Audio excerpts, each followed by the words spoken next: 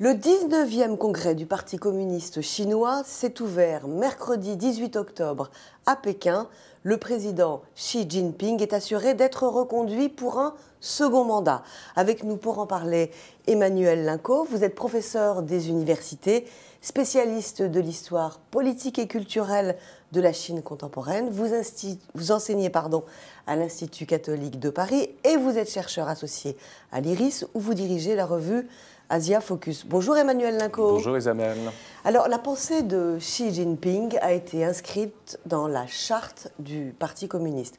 Avant lui, 2 dirigeants seulement avaient eu cet honneur, avaient réussi cette performance, Mao et Deng Xiaoping. Le premier pour les grandes idées du communisme et le second pour l'ouverture. Alors Emmanuel Linco, quelle est la pensée de Xi Jinping ?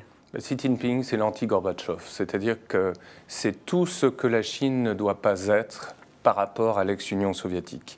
Donc c'est une rhétorique anti-occidentale, c'est aussi la convocation d'une histoire prestigieuse sur le temps long, celle de la Chine impériale, qui va faire une sorte de synthèse également avec des éléments de langage empruntés au marxisme-léninisme. Donc la pensée de Xi, c'est une pensée synthétique pour le XXIe siècle chinois. Alors, est-ce que c'est ce fameux contre-modèle chinois, qui est un contre-modèle à l'Occident, dont parle tout le temps le président chinois ? Absolument, c'est même, je dirais, l'apologie d'une dictature.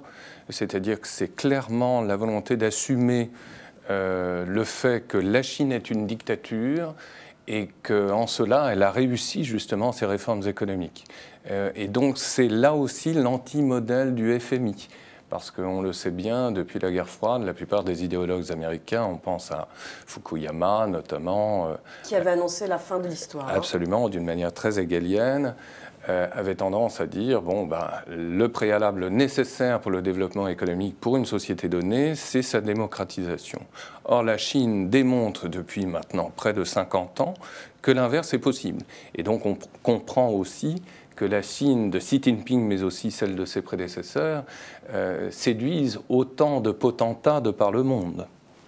Alors, la démocratie, donc, c'est pas le modèle, mais en cela, la Chine a des points communs avec la Russie d'aujourd'hui.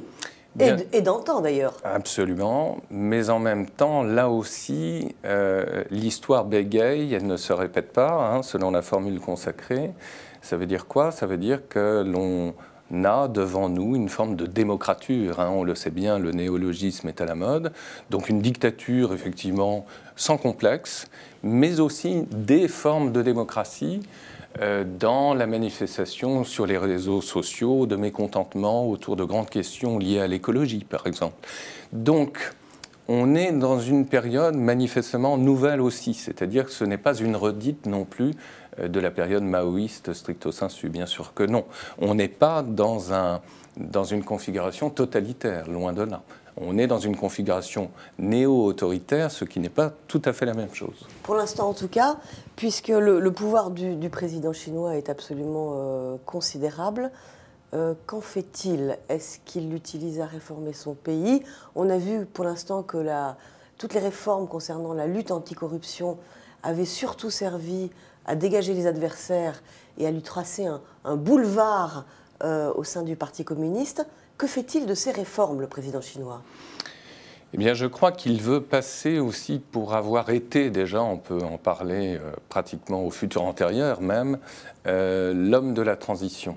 Et de la transition également sur le plan économique. D'où son discours à Davos il y a quelques mois également, quand il faisait l'apologie du néolibéralisme. Pourquoi ? Parce que toutes les délocalisations industrielles qu'a connues l'Occident, et notamment la France, à partir de 2001, date charnière, non pas tant pour la destruction des Twin Towers, mais bien pour l'intégration de la Chine au sein de l'OMC, qui a totalement révolutionné l'économie mondiale. Et bien de ce point de vue-là, justement, ce paradigme qui a largement bénéficié à la Chine depuis maintenant près de 15 ans, est en train de changer du tout au tout. C'est-à-dire qu'on passe d'une économie industrielle à une économie post-industrielle. C'est-à-dire donc l'économie de demain, le numérique, les services, etc. Et donc Xi Jinping veut également assumer cette transition. Et d'où très certainement ce recours à un pouvoir extrêmement autoritaire par endroits. y compris à destination de l'un des domaines, je dirais, les plus réservés, qui constitue en même temps le pilier du régime, l'armée. Alors justement, c'était justement ma prochaine question. Une des principales réformes à viser l'armée, il s'agissait de faire monter en puissance la marine et l'armée de l'air pour qu'elle soit au niveau de l'armée de terre et pour pouvoir faire de l'armée chinoise une force de projection.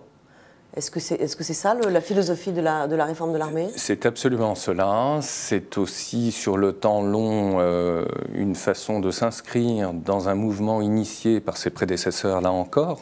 C'est-à-dire que vraiment dans tous les domaines, quoi qu'il en dise, on n'est pas dans une logique de rupture mais bien de continuité. C'est-à-dire qu'il faut effectivement faire en sorte que l'armée puisse se projeter. Pourquoi? Je vous citerai juste un chiffre qui est tout à fait évocateur. Il y avait en 1982 près de 260 000 ressortissants chinois de par le monde, à la fois des étudiants, des hommes d'affaires, etc. Aujourd'hui, ils sont plus de 130 millions. C'est-à-dire que la Chine, légitimement, devra intervenir en Afrique, voire en Amérique du Sud, pour aller sauver ses ressortissants. Et ce fut le cas, notamment en 2011, lorsque le régime du colonel Kadhafi a sauté. Bon. Et donc la Chine a réussi à exfiltrer plusieurs milliers de ses ressortissants qui travaillaient alors dans les raffineries libyennes. Bon. Ça veut dire donc se donner les moyens effectivement d'intervenir à l'étranger, loin de ses bases. C'est aussi la volonté de créer des bases pour avoir des relais logistique précisément, d'où l'ouverture, il y a quelques mois, de la base militaire de Djibouti, la base militaire chinoise. Donc Djibouti, par ailleurs, devient ce lieu tout à fait étonnant où vous avez 4 armées, japonaises, françaises, américaines, mais aussi plus récemment chinoises. Donc c'est une volonté claire de réformer l'armée pour sécuriser par ailleurs les approvisionnements énergétiques de la Chine vis-à-vis de l'Afrique, vis-à-vis du Moyen-Orient. Oui. Est-ce que c'est aussi une volonté d'aller plus loin? Parce que la Chine s'est présentée pendant très très longtemps comme une puissance émergente pacifique. Aujourd'hui, elle assume complètement sa puissance. Est-ce que cette réforme de l'armée, est-ce que cette armée qui gonfle, même s'il n'est pas encore au niveau des grandes armées occidentales, est-ce que cette nouvelle armée va être mise au service de conquêtes territoriales? On peut toujours légitimement se poser la question, il faut toujours envisager le pire, c'est la partie la plus élémentaire de la stratégie, et je pense que les chancelleries occidentales évidemment s'y emploient. Il faut aussi toujours se mettre à la place de l'autre. Quand vous êtes chinois et dirigeant chinois aujourd'hui, il faut bien considérer que vous évoluez dans un monde profondément hostile. Bien sûr, le dispositif américain, même s'il semble être un peu dans une période de flottement, à la hauteur de l'Asie du Sud-Est, le Japon de Shinzo Abe, qui cherche à remodifier de nouveau la Constitution, qui ferait donc des forces dites d'autodéfense japonaises, là aussi des forces, je dirais, de projection. Et puis, ne pas sous-estimer non plus la puissance indienne qui se rapproche de plus en plus de celle des États-Unis. Donc, clairement, une Chine encerclée. Et donc, cela peut générer aussi une forme de paranoïa du côté des dirigeants de Pékin. En tant qu'historien, moi, ce qui me frappe toujours, c'est de comparer la situation de la Chine d'aujourd'hui avec celle du Japon des années 30. C'est un peu, à certains égards, la même configuration. C'est-à-dire une puissance en pleine expansion, mais en même temps garrottée, prise à la gorge, et qui se trouve confrontée justement à une logique d'endiguement. Et clairement, c'est ainsi qu'on le ressent à Pékin. Voilà, on peut voir les choses de manière opposée quand on est à l'extérieur de Pékin. Barack Obama avait lancé son pivot vers l'Asie. Donald Trump est en train de revenir un petit peu en arrière sur cette promesse d'un engagement accru dans la région, aux grandes dames des partenaires asiatiques des États-Unis qui aujourd'hui se sentent délaissés par Washington et très inquiets de la puissance chinoise. Ont-ils raison, Emmanuel Linco ? Ils ont raison. L'histoire, là encore, a démontré que si vous étiez Khmer, vous n'aviez aucune raison de faire objectivement confiance en la puissance américaine. Je pense au Cambodge des années 60, et cela a durement et profondément marqué la mémoire de ces peuples. Et ce n'est qu'un exemple parmi d'autres. Voyez la réaction assez versatile du dirigeant philippin qui ne s'explique pas autrement, justement. Donc on est avec les Américains, mais en même temps on ne se fait absolument aucune illusion sur la volonté des États-Unis d'intervenir pour le cas où ces pays se sentiraient réellement menacés. Bon. En tout cas, vu de Chine de nouveau, l'Asie du Sud-Est reste quand même un problème parce que vous avez malgré tout des alliés qui sont soutenus par les Américains, et Donald Trump, ne l'oublions pas, n'est au pouvoir que pour 3 ans. Bon, donc c'est juste une parenthèse en définitive. Il est fort à parier, si vous voulez, que dans 3 ans, le successeur de Donald Trump réaffirmera les prérogatives américaines dans la région. Ça ne fait, à mon avis, pas l'ombre d'un doute. Donc le seul échappatoire pour la diplomatie chinoise, c'est l'Asie centrale. Et cette Asie centrale que convoite évidemment Xi Jinping, qui a d'ailleurs prononcé, on s'en souvient, en 2013 à Astana, capitale du Kazakhstan, un discours extrêmement important où il annonçait le lancement de sa politique axée sur les nouvelles routes de la soie. C'est extrêmement important en termes de développement et en termes de reconfiguration possible de la stratégie chinoise, mais aussi de la scène politique centra-asiatique d'une manière générale. Parce qu'il faut rappeler que ce projet des nouvelles routes de la soie, c'est un gigantesque plan Marshall, même si les Chinois n'aiment pas la formule, mais absolument incomparable au niveau des chiffres et dans sa capacité justement de développer des projets d'infrastructure.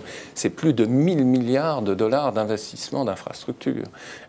Alors certains pays commencent à en bénéficier, notamment le Pakistan, mais avec une énigme par ailleurs. Est-ce qu'il y aura pour les Chinois un retour sur investissement ? Et donc, est-ce que cela n'est pas risqué justement pour Xi Jinping et la Chine que d'avoir investi dans des régions qui sont très incertaines? Et puis, surtout, sur le plan politique, évidemment, toute l'Asie centrale est très, très instable, à commencer par l'Afghanistan, mais aussi la grande énigme qui est la succession politique de Nazarbayev à terme au Kazakhstan, qui constitue véritablement un État pivot dans la région. Et puis enfin, ce qui me paraît aussi important, la succession à terme de Vladimir Poutine et l'avenir même de la Russie en tant que partenaire fiable ou non de la Chine. Et on voit bien qu'il y a des différends très nombreux qui opposent en profondeur la Chine à la Russie, jusque y compris bien sûr dans cette région de contestation possible entre les deux puissances qu'est l'Asie centrale. En un mot, Emmanuel Lincourt, est-ce que le président chinois s'apprête à modifier la Constitution, à changer les règles pour pouvoir faire un 3e mandat? En termes d'image, en tout cas à l'étranger, ça serait assez négatif.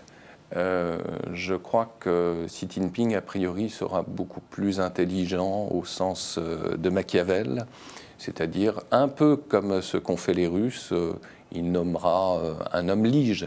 Et je ne pense pas que ça soit finalement si important. Le plus important, effectivement, c'est de savoir si l'État parti communiste chinois va réussir à se maintenir.